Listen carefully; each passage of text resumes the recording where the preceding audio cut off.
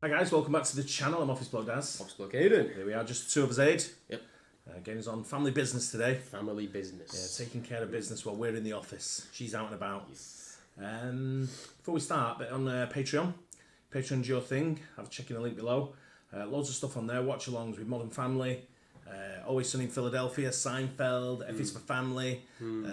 Welcome to Wrexham. There's loads of stuff in there. Too much to even remember. Quizzes. Loads of stuff. Loads. We're actually starting something new on there, aren't we? Yeah, we're going to start Quarterback on there soon. So, Netflix series. Netflix series Quarterback, yeah. So if that's for you, starts at $3 a month, helps support the channel, keeps us going and all that good stuff. All that good stuff. 10 warnings, don't come to the United States. What could this be? This will be interesting because we went to the United States to live. So one of them warnings sort of like forcing that, sort of like, is it don't come to visit, don't come to live, just don't come. Don't come. I don't see there's like, obviously like loads of people would want to go there. I don't see how you could say don't come to the United States. It's one of the most wanted to like places to, if you know what I mean. Yeah, it's one of the most desired places to visit, I would say. That's what I mean. So much offer there, isn't there?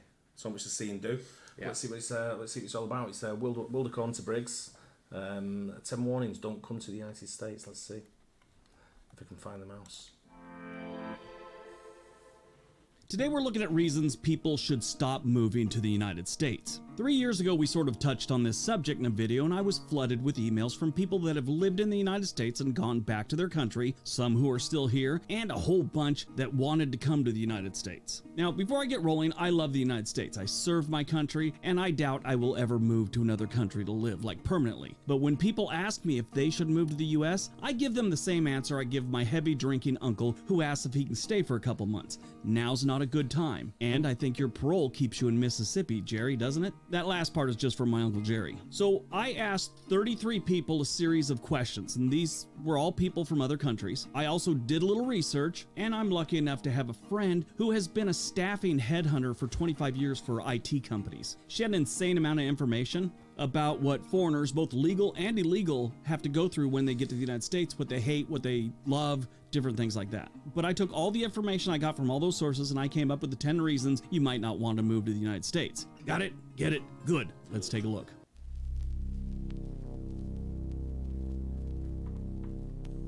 Number 10, immigration challenges. Now this part's kind of basic, and I think most anyone that's coming to the country knows it's not going to be an easy process. I mean, there's almost no country where it's an absolute easy process. The process of immigrating can be long, stressful, and uncertain. With tough visa requirements and potential legal hurdles, doing it legally sometimes can take years, like several years. Of course, you have the language barrier and just general fitting in. If you're coming here legally, like for a tech job or something like that, chances are you're going to have a pretty good grasp of the English language, or you've got it down pat. If you're coming here through the southern border or something like that, chances are you're not speaking too much English. 74% of the people coming through the southern border don't speak English. Wow. I've seen other surveys where they say that number is closer to 90%. That's a lot of people. Yeah, I get a lot of people coming from the southern border, coming from non-English speaking countries, aren't they? Yeah, of course. But I always think if you're going to get a better life in an English speaking country, maybe pick up some of the lingo. Yeah, I wouldn't really want to move to a country where if I didn't know the language of that country and they didn't speak another language. Yeah, it's got to be tough. Because English, it's easy with English because if you go to other countries, they still can kind of speak English because it's the most spoken language in the world. Yeah. If you go into somewhere like if you're Dutch, for example, we can go and learn Dutch. But if a Dutch person goes to Spain, and meets someone from Germany, what language are you going to speak? Yeah, it's usually English. Exactly. So a lot of people are taught English at an early age, but I'm not sure certain cultures that are trying to make that border crossing down in the south of the USA. Probably not as educated as a lot of the time, so they're probably not learning that much English. Yeah. So I can imagine it's quite a high number, but you kind of imagine that as well. They've not got like the time or like the facilities to even just start learning English before they try to go. They just want to get out. Get out there, yeah. That one I think is a little unrealistic.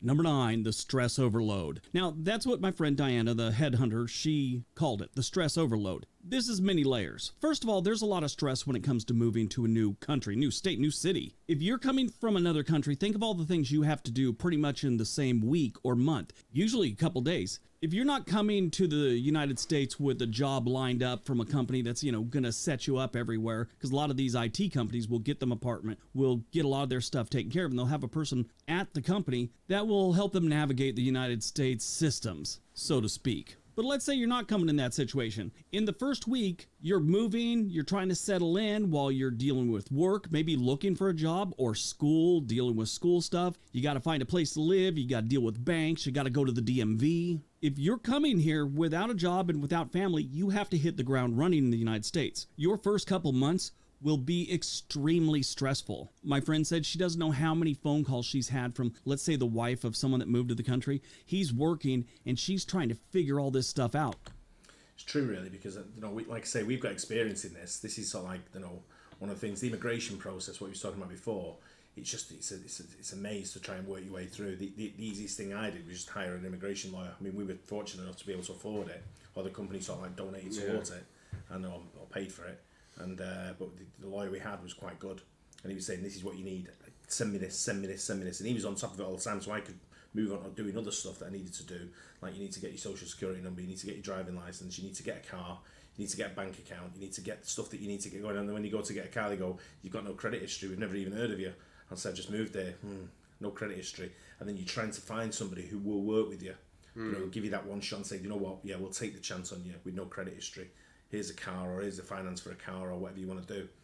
So it's a tough thing to do. And then you got, our furniture arrived late, so we were sat in our apartment trying to get an apartment again with no history. Doing it ourselves, and we did that, managed to get that, and then we're sat there on Christmas Day, and we've got one plate each, one knives and forks each, one set of plates, one set of knives and forks, one cup each, no furniture, nothing to sit on, one TV that we borrowed from somebody else. And it was one of them, and Gainer's in tears and saying, I don't want to stay. This is not what we planned. And I said, no, it isn't, because it's a hiccup. But let's stay with it. Let's stick with it. Let's give it at least 2 years.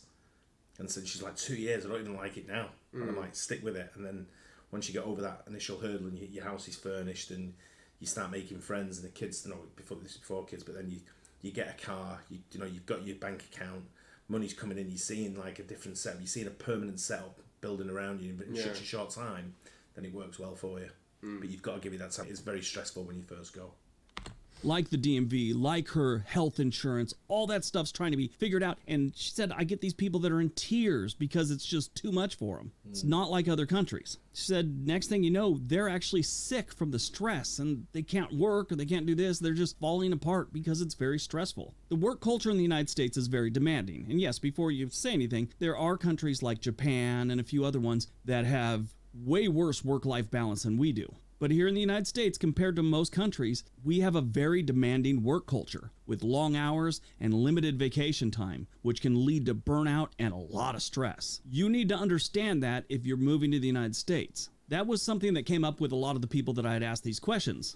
That the work-life balance they felt it wasn't fair is what they were saying. A lot of people from Belgium, the Netherlands, and Germany, actually Spain also, brought this up. And it was a big negative for them. And I think a few of them went back home because the work-life balance and our work culture wasn't really what they were used to or what they wanted. Number 8, the streets aren't paved with gold. Now this one's not going out to, let's say, the Asian countries and the European countries as much as Central and South America and Mexico. A lot of the people making that trek just think as soon as they get to the United States, everything's going to be better. We're a wealthy country, and they just, a lot of times, are under the illusion that the United States is just filled with money. Then they hear about different places like in California. Well, that's just one of them, because all the photos you see of America are like the best places of America type things. You know what I mean? It's like when people like outside of London think they're going to go to like one of the best cities in the world in London, and it's going to be like skyscrapers. You can go to like around the corner, and it's just going to be shit all over the road, and it's going to be, you know what I mean? It's like that wherever you go. I mean, if you watch, a lot of people, they grow up on watching American movies, for example. You see movies where it's people that, they've all got money, they've all got nice cars, they all live in a house like Home Alone. Like all I see, like California, is just like sun and palm trees and ruthless cars. Yeah, you do. It's convertibles are called. Yeah. Unless you're talking about ruthless and the family's called car. You know what I mean? But you've got that. It's the American dream, isn't it? You know, and you see like these like big houses that people have. They have the white picket fence, and they have the the American dream of living there. Very 2.5 children type thing, 2.4 children, and it's one of them where you have got the places. They have got poverty. You've got the streets are what do you call it, like the hood, where you got the gangs and everything. You got all the poor sides as well. As good as you got the rich sides, but.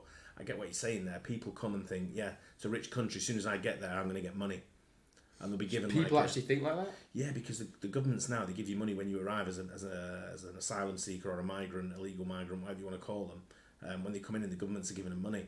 Now, to them, that's a lot of money that they get given. So I know if an asylum seeker comes over here, they get given like, I think it's something like £93 a week. I'm not sure what the exact amount is, but it's quite a bit of money. Now, to them, they can live like a king in some of their countries they come from for £93 a week. £93 a week over here wouldn't even get you a house to live. You won't be able to get anywhere. No. So it's one of them. So they're coming from £93 where they'll get them everything to £93 where it's going to get you probably not even a week shopping or a day shopping or 2 days shopping. Well, what are you buying at the stores, mate? Just get a couple of ready meals for like seven ready meals, £5 each. You sort. But it's not what I'm saying. It's not enough because then you've got to find somewhere to live. And then they're saying, well, this ain't enough. And we're going, yeah, no, but that's the only thing, that's all you're going to get. You've got to find a job. Well, I can't get a job because I'm illegal. Not our problem. And they try and help you, but it's not enough compared to what they think they're going to come and get a house. It's like you see in the movies. I think that's what he's saying.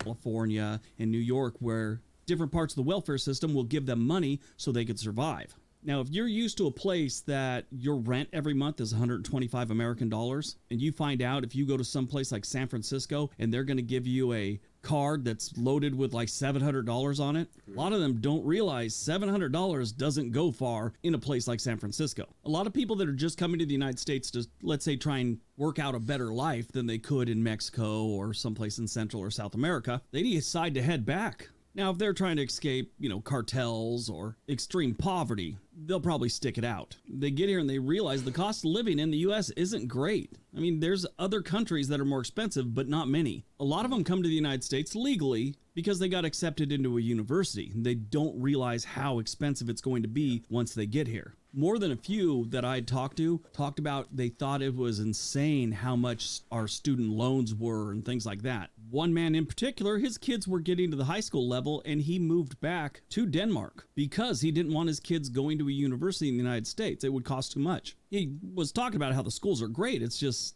are they worth the price? True that. Number 7, feelings of isolation. Sometimes you move to another country and you might not fit in, and that kind of makes you feel like you're not as good as the locals. This can really mess with your self-confidence, your work, and even your health. My friend said that's why a lot of people will fulfill like a 1-year contract they have with a company and then head back to their country. They never fit in. They never felt welcome. They didn't understand the culture as well as they thought they would. It's hard fitting cultures. Very difficult. We know from first-hand experience. And for us, it's always been that sort of like difficult question of, do we move? Do we stay where we are? Because once you have children as well, it makes it a little bit more difficult. I know that wherever I live in the world, I speak the universal language of sport. It works. There's always going to be guys there. There's always going to be guys playing some kind of sport. So for me to sort of like pick up a tennis racket or a squash racket or a racquetball, baseball, a cricket bat, whatever it may be, I can do that. Yeah. And I can play at a level that I know I'll be able to do Sunday league or pick up sports or whatever it may be in any sport. I even played NFL, American football when I was in the USA, not NFL, but American football when I was in the USA because I knew I could kick the ball. Yeah. So every team needed a kicker, so I was kicking the ball. And then he'd try and teach me how to be a receiver or a tight end or whatever it may be. And you go in and try to play different positions, but you fit in because you know sport, you're athletic enough. There's always something. I think people use that as an excuse who are not as confident. So there's always something that you could be interested in, whether it be a book club, whether it be chess, it doesn't matter what it is. There'll be something you're interested in that you'll be able to go down and meet people, wherever. So that idea of isolation, I think sometimes it depends on the person's personality, whether they want to go out and do it. And for us, it was hard for taking kids around. What did you experience? What was your experience of going to new schools where you didn't know anyone? Yeah, true. But it's always like, that's what I've been like that since very young though, haven't I?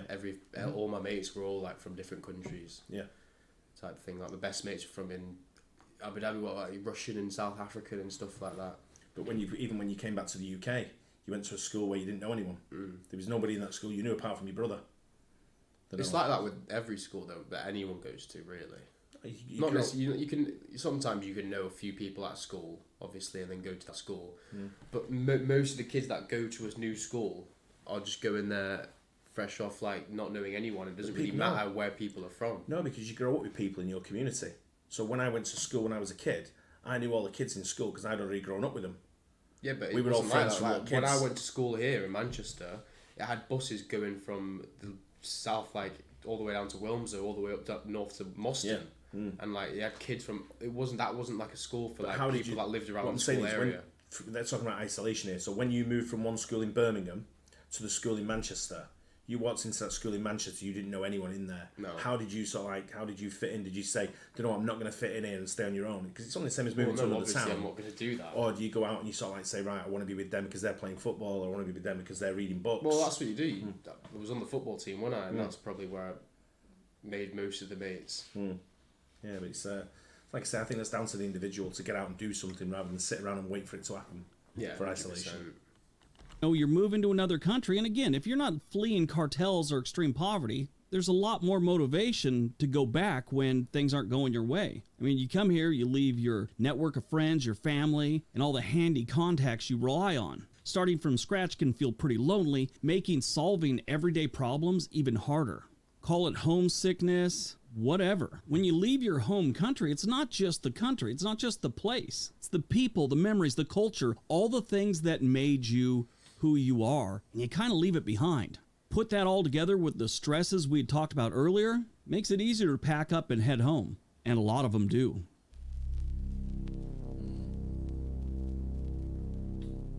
Number 6, the healthcare system. One of the biggest complaints from just about anyone that moves to the United States is our healthcare system. It is a great healthcare system as far as outcome. It's not the best, but it's pretty good, especially compared to a lot of third world countries. It's the cost. People from other countries find that just weird how much we pay for medical. The healthcare system in the United States can be complex and expensive, especially if you're not covered by your employer-sponsored insurance. Out-of-pocket costs can be astronomical for serious conditions. You can roll the dice at the county hospital, but they're not going to fix anything unless you're about to die. If you look at where the United States sits as far as ranking their healthcare, most companies that rank them put them right around number 30. Cuba is ranked ahead of the United States. One study had the United States at number 30 and Cuba was 13. We barely beat Uzbekistan. The worst part about it, ours is the most expensive. It's probably the best though. Number 5, gun violence. Now this one isn't brought up as much with people coming through the southern border, but when you're talking about people coming from Europe, India, and other Asian countries, this is a big deal for them.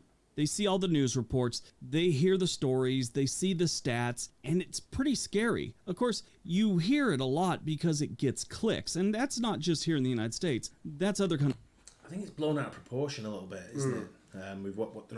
With how many times have we, like I say, we lived in the States for 12 years, and how many times have we visited the States? Loads.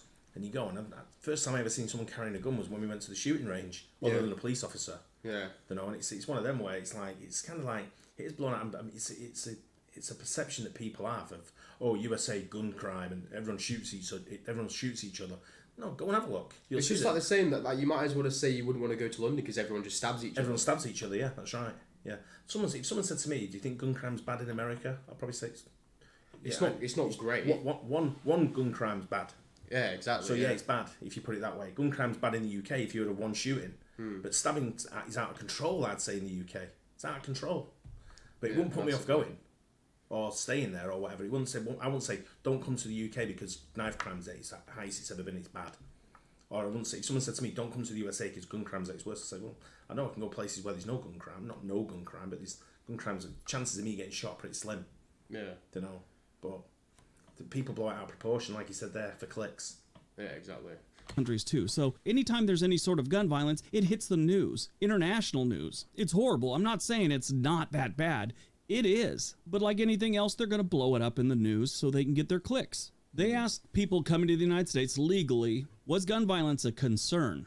87% said yes. What? 30% of the people that returned home after spending at least a year in the United States said gun violence played a big part in why they went home.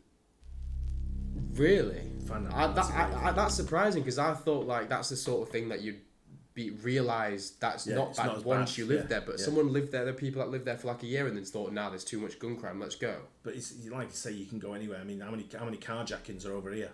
My It's car got theft. bloody robbed. Yeah, it's Well, he didn't, like the whole car didn't take, but they smashed in the windows yeah. and took everything out of it. Yeah, and that's what I'm saying. I was just leave my car at the gym car park in Stockport. Yeah, but you run the risk of all kinds of like crime wherever you go, and I think gun crime, yeah, it's a bad crime. It's a real bad one.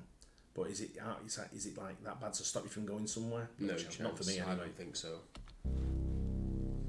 Number 4, racial tensions. Racial tensions and issues with systemic racism can impact the quality of life on people of color. It's not just here in the United States, it could be anywhere. This influences where you can live, work, and how you're treated by society and the legal system. This was also a big thing that a lot of them noticed, and a lot of the times why they went back to wherever they came from. I saw different studies, so I'm not sure which one, but I saw one study that said about 15% of the people that had moved to the United States from Asia said that why they went back was the racism. European people, it was only about 10%, and almost 40% of the people returning to Mexico, Central America, or Colombia said it was racism. Wow. The UN did a study back in 2020, and one of the questions they asked people that turned down jobs in the United States, did racism play a part in your decision? 74% said the racism is a deal breaker for them. Now that was 2020, 4 years ago. Well. It's very high, but it's the sort of thing like racism with me. It's like someone with like, let's say with Asian people said there was loads that went home because they felt it was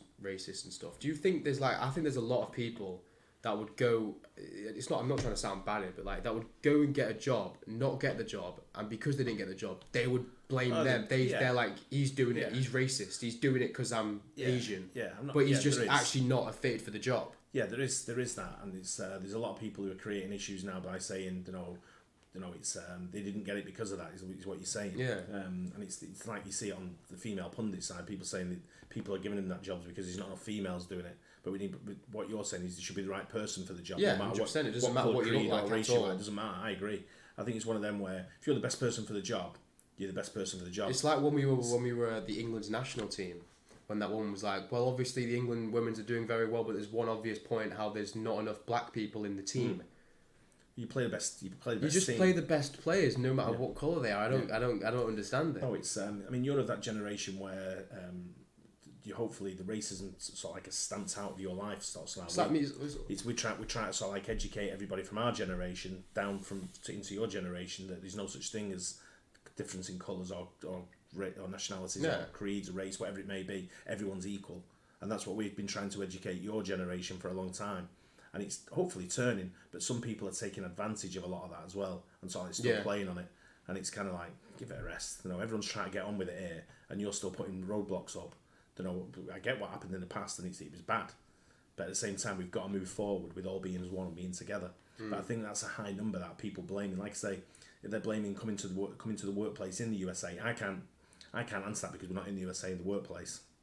I know that in our workplace here, we certainly hired the best person for the job, and we've got a multicultural workforce. Yeah, it's very diverse, our workforce, but we hired the best person for that job. It's a multicultural, diverse country. Yeah, our country. We are. That's why like they want people like that in the team, like black people in the like national team and stuff like that. Correct. It's like someone commented on like when he's saying there's not enough diversity in the England team. It's like if you look at the Nigerian national team, it's not there's no diversity in that either. Yeah, correct. Yeah, it's got to work both ways. Yeah. But I'm not sure I'm blaming racism because, like I say, we're not sure on that because we don't live there. Yeah, no, and obviously they could be 100% like. Yeah, most likely they are. Most likely it is true. Yeah, we just don't know how bad it is because we don't live there. 3.5, whatever. But that wasn't that long ago.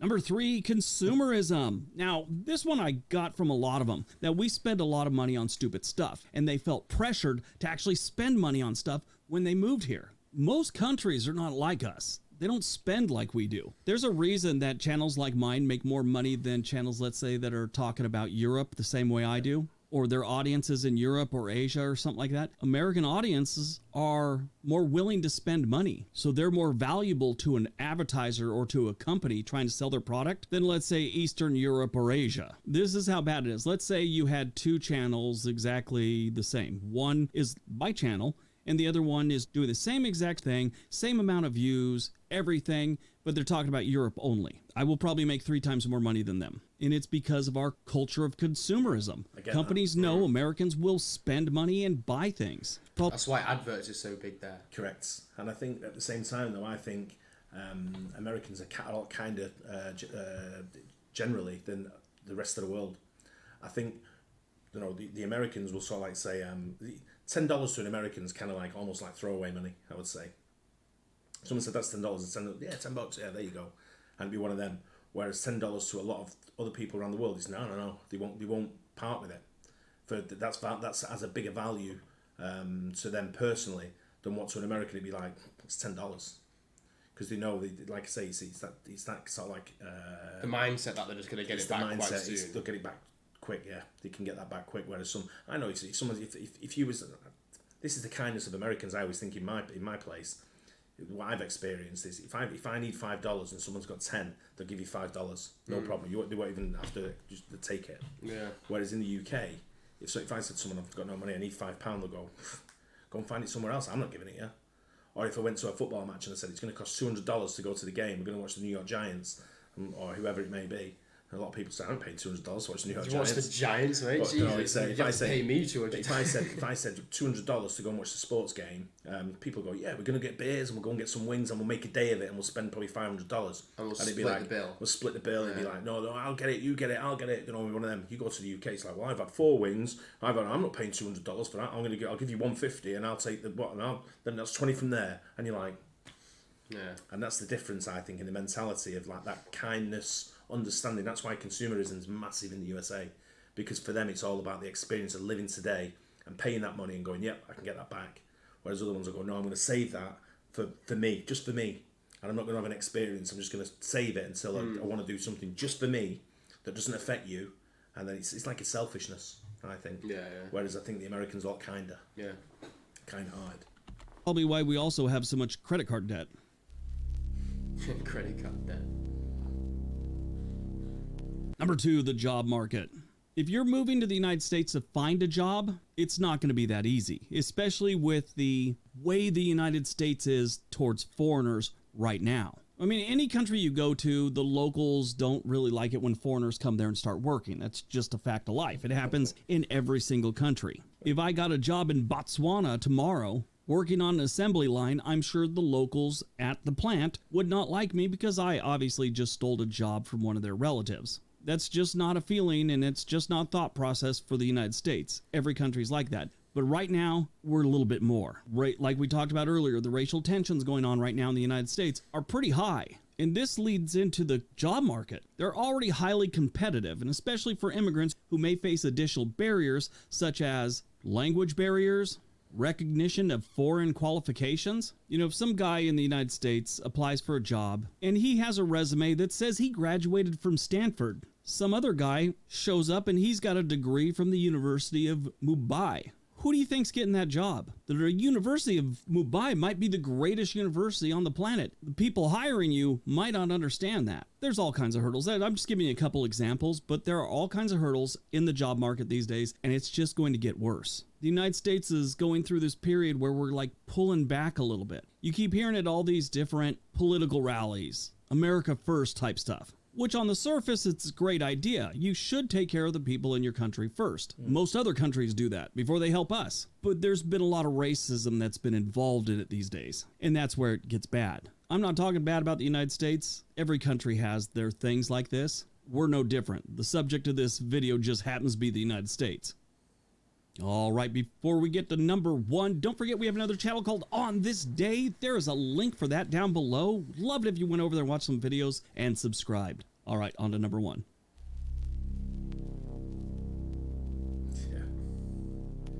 And number 1, the politics. So here's the thing with what's going on in the United States. Our politics are insane right now. Americans are at each other's throats because of politics. Politicians in recent years have really learned how to turn up the heat on the American public. They're pushing all the right buttons on the American population, getting them angry about things, getting them angry at each other, getting them angry at foreigners. The next election could make it a lot worse for foreigners. And that's something you need to be aware of if you're moving to the United States. Politics has never been a comfortable conversation. I mean, it's always gotten a little bit heated. And that's not, again, not just here in the United States. We don't really like talking about politics, No, do we stay out of it. It's not, when you talk about the USA politics especially, for me it's like, I don't live there.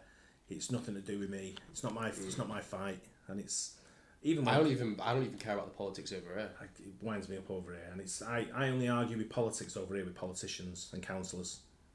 Because they just do me head in. They're all corrupt, and I just love calling them out on it. And it's when I see them, sort of like going door to door. I don't want them to come to my house, but they won't come in. Someone sneakily pushed a Lib Dem thing under our door the other day. Really? And I was like, "You bastard! You've evaded the camera and everything. He's sneaked under the camera and pushed it under the door." I don't like any of them. They're all snides. Yeah, fair enough. States. Any place in the world they have elections, the locals are going to, have heated discussions. We've gone beyond heated discussions here in the United States. And sadly, a lot of it is directed towards foreigners right now. And I can tell you, it's not going to get easier. No.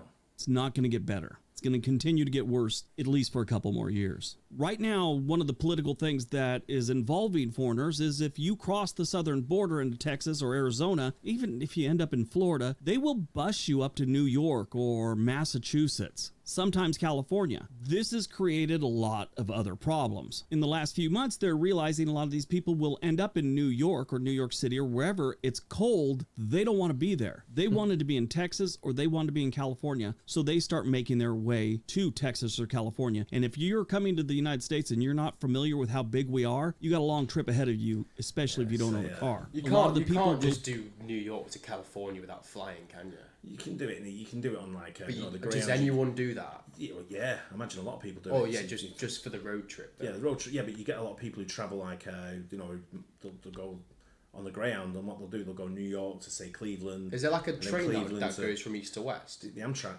Yeah, I don't know if it goes east to west. I'm not sure how far how many changes you'll have to make, but there's like the Amtrak that goes different places, and then you've got like the Greyhounds that go city to city. You'll get one that goes from say New York to Cleveland, say, then you get off and get from Cleveland to Chicago, and then Chicago to somewhere else, and and keep going, sort of thing. That's long. That's really far. Yeah, it take you a few weeks maybe to sort of like do the trip. Weeks. Yeah, I mean you're not just jumping from one bus to another.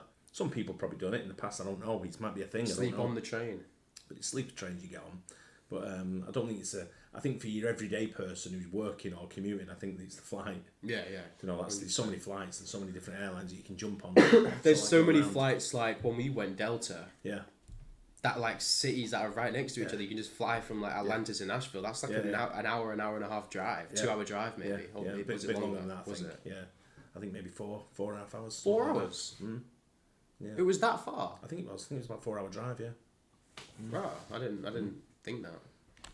Leave New York and they've realized this is happening and they end up in Missouri, Iowa, Nebraska. They're trying to get to California and a lot of times they don't have the money to do it. They don't have the means to do it. So they're just ending up in the middle of the country right now. This is just creating more tension. Imagine doing that and ending up in Nebraska or Iowa and stuff like that. That's probably even colder than New York. So, yeah, some of them would be, but that's like I say, they think it's not going to be far and they end up getting stuck there. But I think when you look at what people bring to a country, when we get it over here, we've got it's the patriotism that's coming over at the moment in the UK as well. Is the same, and it's the same as what I'm seeing in the USA on the news. It's where there's a lot of migration coming in from people who they're coming in illegally or they're trying to come in illegally, make their own way in, rather than do it through the legal channels. I get there's a lot of trouble going on around the world and people are looking for a better life. I kind of get that as well. But what I don't get is when people come in, I get people coming up through the southern border. Let's say it's Mexicans trying to cross into the USA. So they're quite happy to live in, say, Texas, because what you've got in Texas is not too dissimilar to what you can get in Mexico. Tex-Mex. There's a lot of flavour that goes in Texas that you could have in Mexico as well. Personality wise and traits. What about New Mexico? And traits that go on in some of them areas around there. You'll get a lot of like Hispanic people as well, where it fits into their community style. But it's still the American culture you've got to fit into. What I don't get is we've got a lot of people coming in from over here from Arabic countries where they're trying to bring in Arabic ways. And I'm saying, no, your country was shit. You're leaving your country because it was shit, right? And they go, yeah. And I go, well, why are you bringing your shit rules and laws and trying to implement them in our country? We don't want them because of the shit. No, that's my laws. Well, do you know what you can do? You can go and live in a country where them laws are applicable. I don't like them laws though because it's shit. And that's what I'm saying, mate. But you want to bring them in and put them in here? Yeah. No, that's not going to work like that. That's not what we're looking for. Surely no one goes to another country though and thinks that they can bring their own country type laws into their country. They do, and it happens probably more than what you think. And you know, people in America will have to let us know if that's. I'm not sure if it's something that happens in America, but it's certainly something that happens here, where people are trying to bring their cultures into our culture. The government body, helps them all the time as well. Yeah, they do, and it's sort of like it's our culture's sort of like fading a little bit. It's sad to see. There's a lot of stuff that goes on in this country that doesn't happen anymore. Because I remember the flags used to fly when we played football or whatever. Now they say you can't put a flag up, take it down, because it's racist. I'm like, it's putting our national flag up. Now you can't take it down. I'm like, well, that's the worst bit about it. I see it's racist to put your own flag up in your own country. There's a lot of things that are causing divide, and I'm not sure who's trying to make it happen. Whether it's the politicians, whether it's the Patriots, whether it's not the New England Patriots, not Tom Brady, whether it's the Patriots of the country who are trying to make that happen. I don't know where the divide's coming from, and that's why I stay out of it. I'm like, it's not my fight. Yeah. I'll stay in my lane, do what I need to do, and that's me done. You know, at the end of the day, and then just pay me taxes, what I think's fair. Yeah. You're not having that much. No, you can have that. What I think. Yeah, what I think's fair, and then and just get on with it. But yeah, it's you know, I've never gone to another country and sort of like said, I'm going to bring my culture to your country. You know, no, because that's not what I do. It's not. I'll fit into your ways. Yeah, that's how it is. Because I'm going to countries. It's very selfish of you to do that. When I went to the USA, I love sort of like embedding into the American culture. You know, I love going to the bar on a Saturday or a Sunday and watching football with a bucket of wings and a beer. Yeah. I'm not saying that's just the American culture, but that was a culture I loved about America. You know, the sports bar culture where you can sit down the bar and you can eat at the bar and the guy's just ploughing you. As soon as you get close to near the end of a beer, he's bringing you another one. You know, I'm like, yeah, I love that. Whereas here, you have to wait half an hour to get served with shitty food, you know, and sort of thing, and you're like, you know, in the bar. But I mean, you got restaurants which are good, obviously, and then they look after you. But again, customer service. I don't want to take our customer service from the UK and try and implement it into the USA because it just wouldn't work. But I enjoyed that video. It was good. Yeah, it was because good. we've experienced a lot of that. Yeah. You know, as being migrants into different countries around the world. So it was good to see. Yeah. But I hope you guys enjoyed it as well. Don't forget to like and subscribe to both channels if you don't mind. Yep. And we'll catch you on the next one. Cheers. Cheers.